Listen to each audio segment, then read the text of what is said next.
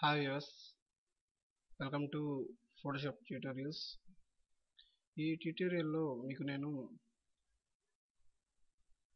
ఇక్కడ మనకి కనిపిస్తున్న సమంత ఫోటోని నీట్గా కట్ చేయడం ఎలా విత్ హెయిర్ డీటెయిలింగ్ అనేది నేను ఈరోజు మీకు చెప్తాను. మనం కనుక నీట్గా కట్ చేసుకున్న ఇమేజ్ కనుక సెట్ చేసుకుంటే యాజ్ టీజ్గా ఎగ్జాక్ట్గా ఇలాగే ఉంటుంది. చూసారు మీరు ఇక్కడ కనుక గమనించినట్లయితే వితౌట్ ఎక్కడ కూడా హెయిర్ ఇమేజ్ కట్ చేసినట్టు కనబడట్లేదు. ఈ ఇమేజ్ ఎలా చేయాలో నేను మీకు ఇప్పుడు చేసి చూపిస్తాను. ముందుగా సమంత ఇమేజ్ తీసుకున్న తర్వాత ఫస్ట్ ఆఫ్ ఆల్ పెన్ టూల్తో ఇమేజ్ని నీట్గా కట్ చేసుకోవాలి. ఆల్ టూల్ కనుక యూజ్ చేయడం కనుక ఆల్ టూల్ని కనుక మీరు జాగ్రత్తగా యూజ్ చేసుకుంటూ ఇమేజ్ని కట్ చేసుకుంటే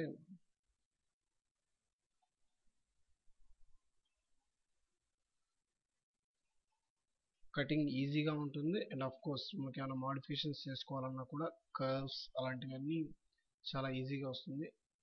ఇక్కడ కనుక ఇలాంటి పరిస్థితుల్లో ఇలా కట్ చేసుకోవాల్సినప్పుడు ఖచ్చితంగా మనకి ఆల్ టూల్ అనేది ఖచ్చితంగా యూజ్ అవుతుంది. హెయిర్ దగ్గరికి మాత్రం వెళ్ళకండి. హెయిర్కి కొంచెం దూరంగానే ఇమేజ్ని పెన్ టూల్తో సెలెక్ట్ చేసుకోండి. నిజానికి ఈ హెయిర్ డీటెయిలింగ్ నేను నేర్చుకోవడానికి కొన్ని వందల వీడియోస్ మన యూట్యూబ్లో చూడడం జరిగింది. అయితే నేను అన్ని వీడియోస్ చూసినా కూడా నాకు ఎక్కడ కూడా కరెక్ట్గా ఇలా చేయాలి అనే ఇది నాకు రాలేదు. సో నేను కొన్ని ప్రయోగాలు చేసిన తర్వాత సక్సెస్ అయ్యాను. ఆ సక్సెస్ని మీతో ఇప్పుడు ఇలా షేర్ చేసుకుంటున్నాను. ఎప్పుడు కూడా ఇమేజ్ని 1 ఇంచ్ లోపలికే కట్ చేసుకోండి. ఎప్పుడైతే అలా కట్ చేసుకుంటామో ఆ ఇమేజ్ కటింగ్ మనకి చాలా నీట్గా వస్తుంది. అది ఎలా వస్తుంది, ఎంత బాగా వస్తుందని నేను మీకు చూపిస్తాను. పెన్ టూల్తో ఇలా సెలెక్ట్ చేసుకొని ఇన్ కేస్ ఎక్కడైనా మీకు రాంగ్గా కటింగ్ అయ్యింది అని అనుకుంటే ఆల్ట్ కంట్రోల్ జెడ్ అనే టూల్ని కనుక మీరు యూజ్ చేసుకుంటే ఒక స్టెప్ బ్యాక్ వెళ్తుంది. అలా కాకుండా ఈ ఆల్ట్ కంట్రోల్ జెడ్ టూల్ని మనం 10 టైమ్స్ యూజ్ చేసుకోవచ్చు.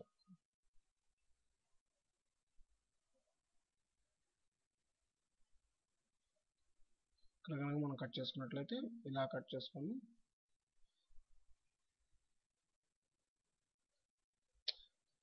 ఈ కటింగ్ అనేది కొంచెం జాగ్రత్తగా చేసుకోవాలి. ఎందుకంటే పర్సనల్ ఫొటోస్ చేసుకునేటప్పుడు ఇప్పుడు చాలా జాగ్రత్తగా కటింగ్ చేసుకుంటే ఫొటోస్ నీట్గా ఉంటాయి.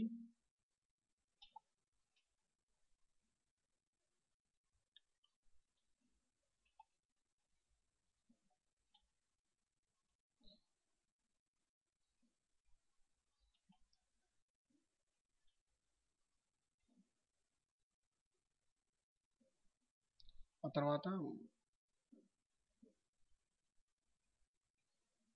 ఎక్కడైతే స్టార్ట్ చేసామో అక్కడ కనుక మనం ఎండ్ చేసినట్లయితే అక్కడ మనకి కంప్లీట్గా సెలెక్షన్ అవుతుంది. కంట్రోల్ ఎంటర్ ప్రెస్ చేసినట్లయితే మనం ఎక్కడైతే పెన్ టూల్తో సెలెక్ట్ చేసామో అదంతా కూడా ఇలాగ ఆటోమేటిక్గా సెలెక్షన్ అప్లై అవుతుంది. ఇప్పుడు మీరు కనుక ఖచ్చితంగా మనం ఫెదర్ కంపల్సరీగా అప్లై చేయాలి. 1% ఫెదర్ 1 పిక్సెల్స్ కనుక ఇచ్చినట్లయితే మనం ఎప్పుడైతే లోపలికి 1 పిక్సెల్ ఎడ్జ్ కట్ చేసామో అది సెట్ అవుతుంది. Shortcut key alt control D. Feather apply చేసుకున్న తర్వాత కాపీ చేసి పేస్ట్ చేయండి. ఇప్పుడు లేయర్ బాక్స్ చూసుకున్నట్లయితే మనకి ఇక్కడ 2 లేయర్స్ కనబడతాయి. ఇది బ్యాక్గ్రౌండ్ లేయర్, ఇది మనం ఏదైతే మనం సెలెక్ట్ చేసామో విత్ పెన్ టూల్ ఆ లేయర్. ఇప్పుడు ఈ బ్యాక్గ్రౌండ్ లేయర్ మీద ఒక న్యూ లేయర్ కనుక తీసుకున్నట్లయితే ఒక న్యూ లేయర్ తీసుకున్నాము. న్యూ లేయర్ తీసుకోవడానికి షార్ట్ కట్ వచ్చేసి కంట్రోల్ షిఫ్ట్ ఎన్. ఇలా లేయర్ 2 అనే డైలాగ్ బాక్స్ వస్తుంది. లేయర్ 2 ఓకే చేసుకుంటే ఇక్కడ మనకు లేయర్ 2 వస్తుంది. ఇప్పుడు గ్రేడియంట్, ఈ గ్రేడియంట్ టూల్లో మనం కనుక గ్రేడియంట్ టూల్ తీసుకొని ఇక్కడ మనకి కనిపించే వాటిలో ఈ ఎల్లో కలర్ బాక్స్ కనుక తీసుకొని ఇలాగా నిలువుగా కనుక మనం స్లైడ్ చేస్తే డ్రాగ్ చేస్తే ఈ లేయర్ మీద ఈ కలర్ ఫిల్ అవుతుంది. అప్పుడు ఈ లేయర్ కనుక సెలెక్ట్ చేసుకొని మనకి ఎంతవరకు హెయిర్ కట్ చేసుకోవాల్సిన పార్ట్ ఉందో అంతవరకు కనుక మనం మార్క్ టూల్తో సెలెక్ట్ చేసుకుంటే మార్క్ టూల్తో సెలెక్ట్ చేసుకోవాలి. ఇలా సెలెక్ట్ చేసుకున్న తర్వాత దాన్ని డూప్లికేట్ లేయర్ ఖచ్చితంగా తీసుకోవాలి. ఇదిగోండి డూప్లికేట్ లేయర్. జనరల్గా మనం కాపీ చేసి పేస్ట్ చేయొచ్చు. ఒకవేళ అలా కనుక చేసినట్లయితే ఎలా ఉంటుందంటే ఇలాగా పక్కకి జరిగే ఛాన్సెస్ ఉంది. సో అలా కాకుండా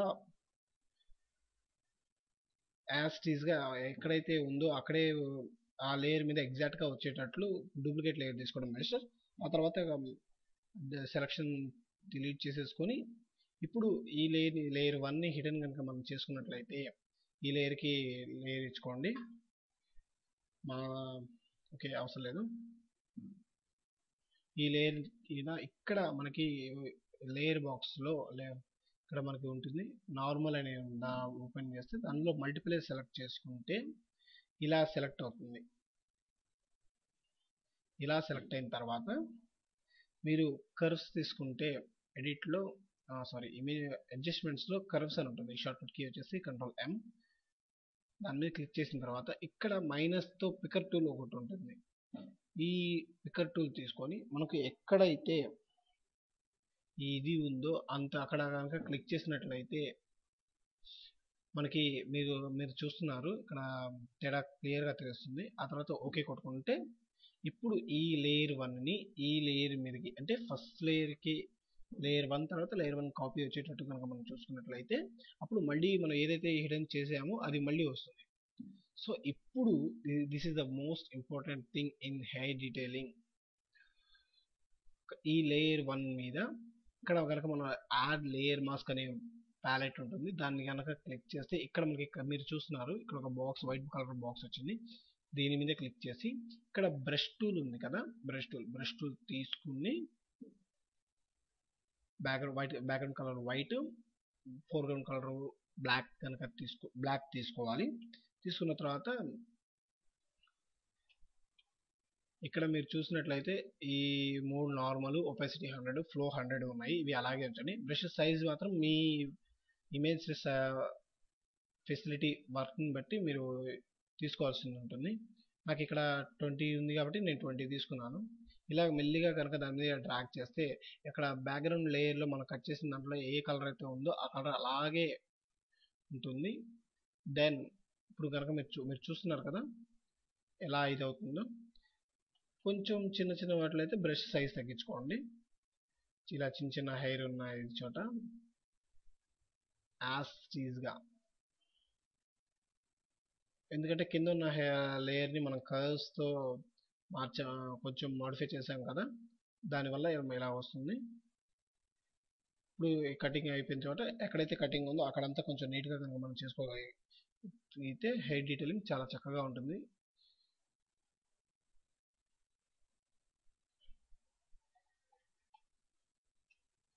కొంచెం ఎక్కువగా ప్రాక్టీస్ చేస్తే ఈ హెయిర్ కటింగ్లో కూడా మనం చక్కని నైపుణ్యాన్ని సంపాదించుకోవచ్చు.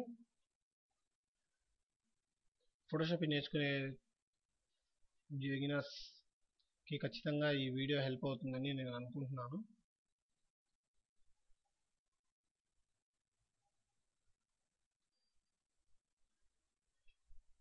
కొంచెం కావాలంటే జూమ్ చేసుకోండి, ఇబ్బంది ఏం లేదు. జూమ్ చేసుకొని మొత్తం నీట్గా చేసుకోండి. ఆ తర్వాత ఇలాగా ఎక్కడెక్కడైతే ఉందో అంతా అక్కడ తీసుకుంటే కావాల్సినప్పుడు జూమ్ ఇన్ చేసుకొని అవసరం లేనప్పుడు జూమ్ బ్యాక్ చేసుకుంటే మనకి వర్క్ త్వరగా అవుతుంది. మీరు చేసే ప్రాక్టీస్ని బట్టి వర్క్ స్పీడ్ అనేది డిపెండ్ అయి ఉంటుంది అనేది మాత్రం ఖచ్చితంగా గుర్తుపెట్టుకోండి. ప్రాక్టీస్ మేక్స్ మ్యాన్ పర్ఫెక్ట్ అనే విషయం కూడా.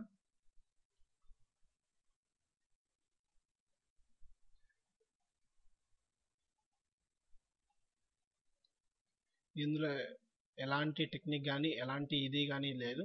నేను ఏదైతే చెప్తున్నానో అదే చేస్తున్నాను. ఫోటోషాప్ 7లో హెయిర్ డీటెయిలింగ్ అంటే కొంచెం టెక్నికల్గా టెక్నిక్స్ కనుక కొన్ని ఇవి కనుక మనం గుర్తుపెట్టుకోగలిగితే చాలా ఈజీ. ఇప్పుడు ఇక్కడ మీరు చూసినట్లయితే ఆల్మోస్ట్ హెయిర్ డీటెయిలింగ్ అయిపోయింది.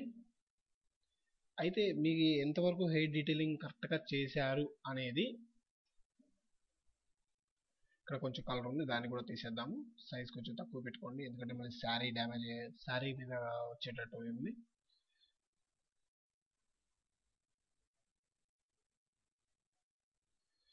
Okay, so now the part of cutting is complete. ఖచ్చితంగా ఈ 2 లేయర్స్ని లాక్ వేయండి, అది కంపల్సరీ. ఎందుకంటే ఇన్ కేస్ ఆఫ్ మీరు కనుక ఈ లేయర్ మీద సెలెక్ట్ చేసుకుని ఇలా జరిపితే 1 మినిట్, ఈ లేయర్ని కనుక ఇలా తీసుకొని ఇలా జరిపితే 2 సపరేట్ అయిపోతాయి. అవి 2 కొంచెం ఎడ్జ్ ఏమాత్రం తేడా వచ్చినా కూడా తేడా వస్తుంది. సో ఖచ్చితంగా లాక్ కనుక మీరు వేసినట్లయితే ఇలాగ ఆ లేయర్కి ఈ లేయర్ ఓకే ఉంటుంది. ఇప్పుడు ఏదైతే ఇందాక మనం తీసుకున్నాం బ్యాక్గ్రౌండ్ లేయర్, దాన్ని ఓపెన్ చేసుకుంటే దాన్ని ఫోటోషాప్లో ఓపెన్ చేసుకోండి. ఇది ఇందాక నేను చూపించినటువంటి బ్యాక్గ్రౌండ్ లేయర్. ఈ లేయర్ మీదకి ఈ లేయర్ 1 కాపీని కనుక డ్రాగ్ చేసుకున్నట్లయితే, డ్రాగ్ చేసుకుని దీన్ని మినిమైజ్ చేసుకోండి. ఇప్పుడు ఇది బ్యాక్గ్రౌండ్ సెట్ చేసుకున్నాం ఉన్నాం కదా, Ctrl+T ట్రాన్స్ఫార్మ్ టూల్ యూజ్ చేసుకొని లేయర్ని ఈ ఇమేజ్ సైజ్ని కొంచెం పెద్ద చేయండి. సో ఇక్కడ మీరు ఈ ఇమేజ్ కనుక చూసినట్లయితే చూడండి, ఇప్పుడు నేను మీకు చూపిస్తాను ఇక్కడ ఎంతవరకు మీకు హెయిర్ డీటెయిలింగ్ ఉంది. హెయిర్ ఇది ఒరిజినల్గా ఉంది, ఖచ్చితంగా చూడండి. చూశారు కదా, ఇంకెక్కడైనా కూడా మీకు కొన్ని ఇంకా వైట్ బ్యాక్గ్రౌండ్ కలర్ ఉంది అనుకుంటే మళ్ళీ బ్రష్ టూల్ తీసుకొని ఇక్కడ కనుక ఖచ్చితంగా క్లిక్ చేసి మీరు కనుక బ్రష్ టూల్తో అప్లై చేస్తే ఇంకెక్కడన్నా కలర్ ఉంటే అని కనుక చూసుకోవచ్చు.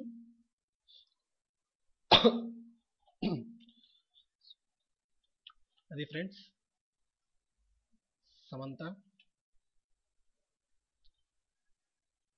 సమంత ఈ రకంగా హెయిర్ డీటెయిలింగ్ చేసుకోవచ్చు. Thanks for watching. This is Tamil Vijay.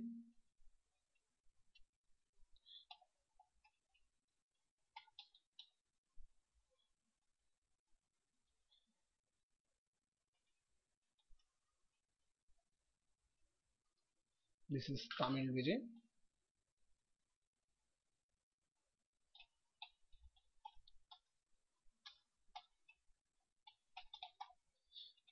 And thanks for watching.